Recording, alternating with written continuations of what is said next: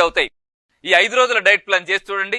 పొట్టలో తేలిక ఉంటుంది, శరీరంలో తేలిక ఉంటుంది, బ్లడ్ సర్క్యులేషన్ లో ఈజీ ఉంటుంది, నర్వస్ లో పేర్కొన్న వేస్ట్ ఉంటే వెళ్ళిపోతుంది, సెల్స్ లో అక్యుములేట్ అయినటువంటి ఆ కెమికల్ వేస్ట్ రసాయనిక మలినం అంటామా అద్భుతంగా తగ్గిపోతుంది. ఎంత అద్భుతమైన ఫలితాలు వస్తుంటాయో. మీకు చాలా రకాల దీర్ఘకాలిక సమస్యల్లో కూడా ఇది మంచి పరిష్కారం అవుతుంది. మొదటి 2 రోజులు పూర్తిగా పండ్లే తింటూ ఉండాలని అర్థం అంతే. వాటర్ కంటెంట్, ఫైబర్ పర్సెంటేజ్ ఎక్కువ ఉండేటువంటి ఫ్రూట్స్ సెలెక్ట్ చేసుకోండి. జామకాయ, పుచ్చకాయ, బొప్పాయి, కర్బూజా, దానిమ్మ, బతాయి, కమల వీటిని సెలెక్ట్ చేసుకోండి.